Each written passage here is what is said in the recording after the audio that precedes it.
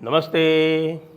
आप सभी से अनुरोध है कि कृपया हमारे क्यूआर को स्कैन करके हमारी सपोर्ट करें, हमारे सब्सक्रिप्शन प्लान्स ज्वाइन करें, वीडियो को लाइक करें, शेयर करें और याद रखें 25, 26 और 27 को होने वाला राष्ट्रवादियों का महाकुंभ, जिसके लिए क्राउड फंडिंग आरंभ हो चुकी है, उसमें भी लिंक पे जाके क्लिक करके हमें सहायता करें, योगदान करें।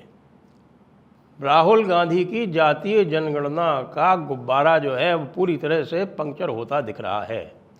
और पूरी तरह से पंक्चर इसलिए क्योंकि कम से कम 3 निर्णय ऐसे आ गए हैं सुप्रीम कोर्ट के, जिसने इनकी जनगणना, जातीय जनगणना, इसके गुब्बारे को पूरी तरह से पंक्चर कर दिया है। और लेटेस्ट जो है वो आज हुआ। आज सुप्रीम कोर्ट ने, और सुप्रीम कोर्ट में भी किसने, चीफ जस्टिस ऑफ इंडिया की बेंच ने, और उनके साथ में थे जस्टिस पार्डीवाला और जस्टिस मनोज मिश्रा, उन्होंने बिहार वाले उस रिजर्वेशन बिल को कोई भी रिलीफ देने से मना कर दिया, जिसको कि बिहार हाई कोर्ट ने क्वॉश कर दिया था। बिहार हाई कोर्ट ने रिजर्वेशन का जो स्कीम इन्होंने बनाया था, इन्होंने क्या किया था कि जो 50% रिजर्वेशन था उसको बढ़ाकर 65% कर दिया था।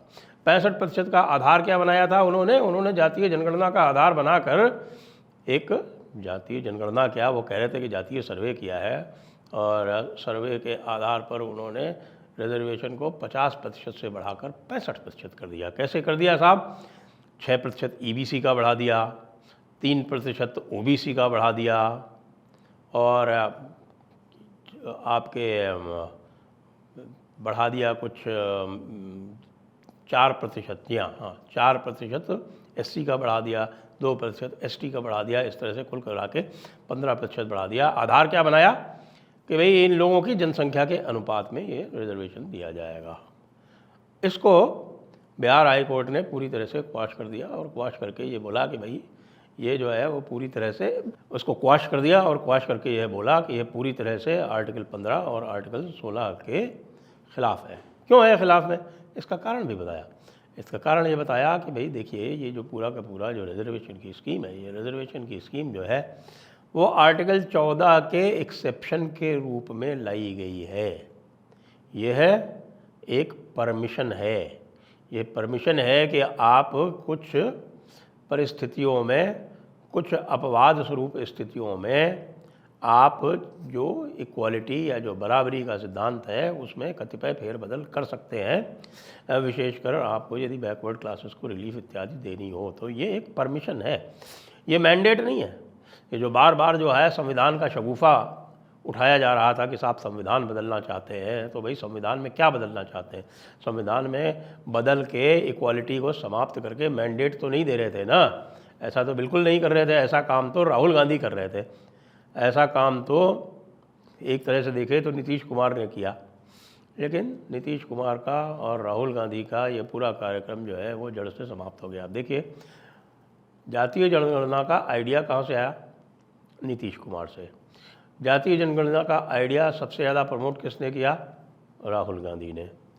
नीतीश कुमार जो है वो जातीय जनगणना का आइडिया लेके और पहले जो है वो कॉर्नर करके बीजेपी को, और बीजेपी के साथ में थे जब उन्होंने जातीय जनगणना का आइडिया लाया था। उसके बाद वो चले गए लालू यादव की गोद में। लालू यादव की गोद में रहते हुए उन्होंने जातीय जनगणना कंप्लीट कराई। जातीय जनगणना कंप्लीट करा के और उसको लागू करवाया, और उसके बाद वे वापस आ गए भारतीय जनता पार्टी में। भारतीय जनता पार्टी में रहते हुए उन्होंने बीजेपी के साथ में चुनाव लड़ा, और चुनाव के पूरे अवधि में एक बार भी जातीय जनगणना को मुद्दा नहीं बनाया, उसके बारे में बात तक नहीं की, चूं तक नहीं की। हल्ला कौन कर रहा था? राजीव गांधी। और राजीव गांधी तो इस तरह की मूर्खतापूर्ण बात कर रहे थे कि वो तो पूरे देश के हर व्यक्ति की आइडेंटिटी को जाति के अलावा और किसी भी आइडेंटिटी में देखना ही नहीं चाहते थे। ये अलग बात है कि वो मुसलमानों में इस तरह की बात नहीं करते थे। वो मुसलमानों में भी आइडेंटिटी जो है वो क्रिएट कर दी थी। वैसे नीतीश कुमार ने पहले ही कर दी थी, जब उनको जो है वो एक्सट्रीमली बैकवर्ड या पसमानदा वाले कैटेगरी में डाला था। आज सुप्रीम कोर्ट में क्या हुआ? सुप्रीम कोर्ट में जब यह मैटर आया और इसकी जब मेंशनिंग हुई, तो बिना किसी विशेष बात के उन्होंने कहा हाँ ठीक है, नोटिस तो हम तुरंत ही इशू कर देते हैं। नोटिस इसलिए भी इशू कर देते हैं क्योंकि ये मेजर पॉइंट ऑफ लॉ है, ये एक मेजर लीगल पॉइंट है जिसके ऊपर निर्णय करना आवश्यक है, तो इसको हम तुरंत इशू कर देते हैं। और सीधे सीधे उन्होंने कह दिया ना, इंटरिम रिलीफ तो हम डिक्लाइन करते हैं। बड़ी कोशिश की बिहार सरकार के जो भी वकील साहब थे उन्होंने कि भाई इस पर कुछ तो कर दीजिए, आप जो है वो इसको टोटल डिक्लाइन मत कीजिए। तो फिर उन्होंने इतना कंसेशन कर दिया कि उसमें लास्ट में लिखाया कि at this stage the interim relief is declined.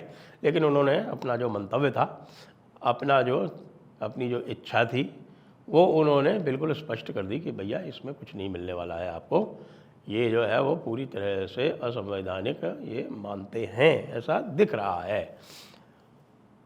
इसी के तर्ज पे आप देखें कि हरियाणा ने एक बिल पारित किया था। हरियाणा ने जाट राजनीति के चलते और जेजेपी के चलते, दुष्यंत चौटाला के प्रभाव के या दुष्यंत चौटाला के दबाव के चलते ये बिल पारित किया था कि भाई नौकरियों में लोकल हरियाणा के लोगों का आरक्षण होगा। आपको पता है कि वो भी पंजाब और हरियाणा हाई कोर्ट ने इसी ग्राउंड पर खारिज कर दिया। और उसका ग्राउंड वैसे तो थोड़ा सा दूसरा है, और उसका ग्राउंड जो है वो जो फ्रीडम ऑफ प्रोफेशन और फ्रीडम ऑफ मूवमेंट वाली जो आर्टिकल 19(1)(g) है, उसके आधार पर उन्होंने उसको खारिज कर दिया। अब ये क्या कहते हैं हमारे राहुल गांधी जी, ये कहते हैं कि हम इसको कर्नाटका में लागू करेंगे। उन्होंने कर्नाटका में आरंभ कर दिया। कर्नाटका में कहा कि साहब कि यहाँ पर जो है वो आपको 100% रिजर्वेशन जो है ग्रुप डी में और ग्रुप सी में देना पड़ेगा, 50% जो है वो ग्रुप सी में देना पड़ेगा, ग्रुप बी में देना पड़ेगा, और 25% जो है वो ग्रुप ए में देना पड़ेगा। इस तरह का प्रावधान कर्नाटका सरकार ने एक अपने कैबिनेट में बिल पारित करते समय किया। अब आप वहाँ देखिए कि वहाँ तो इंडस्ट्री ने ही धमकी दे दी कि भाई हम तो यहाँ से छोड़ के चले जाएंगे, हम तुम्हारे इस तरह के राज में नहीं रह सकते। जो आईटी इंडस्ट्री आई है वो वैसे बात करें तो एस एम कृष्णा जैसे जो कुछ विजनरी लीडर्स थे, उनके कारण यहाँ बेंगलोर में आई है। और बेंगलोर में जो बड़ी बड़ी जो इंडस्ट्रीज़ थी, HAL जैसी, और बहुत सारे हमारे इंडियन इंस्टीट्यूट ऑफ साइंस है, इस तरह के जो बड़े बड़े जो इंडस्ट्री थी, जिसमें बहुत सारी जो थी वो मैसूर स्टेट के समय से थी, उनके कारण ये पूरा का पूरा आईटी रेवोल्यूशन आया था। और उन्हीं के कारण आपने देखा कि यहाँ पे इन्फोसिस जैसी या आपके अजीम प्रेमजी वाली विप्रो जैसी इस तरह की और बहुत सारी, इस समय तो बेंगलोर हब है, पूरे वर्ल्ड में आईटी इंडस्ट्री का हब है। उन्होंने सबने एक तरफ से ये भी कह दिया और दूसरी तरफ से क्या हुआ कि सबसे इसमें काम किया चंद्रबाबू नायडू ने। चंद्रबाबू नायडू ने तुरंत सबसे बात करके उनको ऑफ़र कर दिया कि भाई आप आइए, आपको हम सब कुछ यहाँ कंसेशन देने के लिए तैयार है, आप आंध्र प्रदेश में आ जाइए। आपको आंध्र प्रदेश में विजयवाड़ा, अमरावती, ये जो स्थान है, मुख्य स्थान है, विशाखापट्टनम, यहाँ पर हम आपको सारी सुविधाएँ देंगे। हवा इनकी तभी निकल गई। ये जो है लेजिस्लेशन की स्टेज तक पहुँचे ही नहीं कर्नाटका वाले। उन्होंने उसके पहले ही डर के मारे कि सारी इंडस्ट्री यहाँ से भाग जाएगी, उसके पहले ही उन्होंने उसको वहाँ पर बंद कर दिया। तो जो कुछ भी हल्ला गुल्ला हो रहा था ना कि भाई प्राइवेट सेक्टर में भी रिजर्वेशन आना चाहिए, उसका कार्यक्रम यही हो गया। जो भी स्टेट जो है इसमें पहल करेगी, दूसरी स्टेट वहाँ से इंडस्ट्री उठा के ले जाएगी। ये ऐसे वैसे बिहार इत्यादि कर सकते हैं, वहाँ जहाँ ज़ीरो इंडस्ट्री है तो ज़ीरो इंडस्ट्री वाले जो हैं वो ज़ीरो को 100 से भी गुणा करो तो ज़ीरो ही रहना है, तो वो ज़ीरो इंडस्ट्री वाले उसको चाहे तो कर सकते हैं। लेकिन बाकी आज सुप्रीम कोर्ट ने इनकी हवा, जातीय जनगणना वालों की हवा लगभग पूरी तरह से निकाल दी है और कम से कम ये तो सुनिश्चित कर दिया है कि अगले चुनावों में यह कोई मुद्दा नहीं बन सकता, क्योंकि अब इसकी डेट भी रख दी है। तो सितंबर में डेट रखी है, सितंबर में जब इसकी डेट आएगी उसके बाद इसके ऊपर हियरिंग शुरू होगी। इसमें क्या होना है मैं आपको पहले से बता चुका हूँ। पहले से ये बता चुका हूँ कि भाई जो 50% की लिमिट जो है वो क्यों दी गई है। 50% की लिमिट इसलिए दी गई है क्योंकि सिद्धांत है वो है बराबरी का, आर्टिकल 14 में दिया हुआ। आर्टिकल 14 के एक्सेप्शन है 15 और 16 में।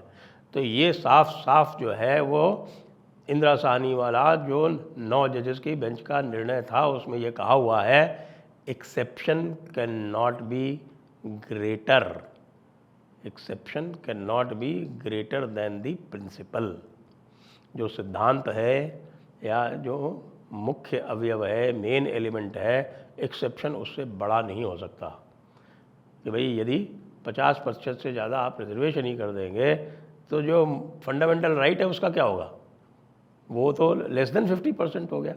तो exception can not be greater then the fundamental, ये सीधी सी बात है। इसीलिए आज आप देखेंगे कि बिहार सरकार को मुझे तो नहीं लगता कि कोई बहुत असर पड़ा है, और वो बहुत, मुझे ये भी नहीं लगता कि बहुत शिद्दत से इसको वो परस्यू कर रहे थे। लेकिन ये जो पूरा का पूरा जो जातीय जनगणना वाला राहुल गांधी का जो ये पूरा जो इन्होंने बना रखा है मामला, और जिसको ये उत्तर प्रदेश चुनाव तक जिंदा रखना चाहते हैं, अगले चुनाव तक जिंदा रखना चाहते हैं, वो आज ध्वस्त हो गया। जय हिंद, जय भारत, वंदे मातरम।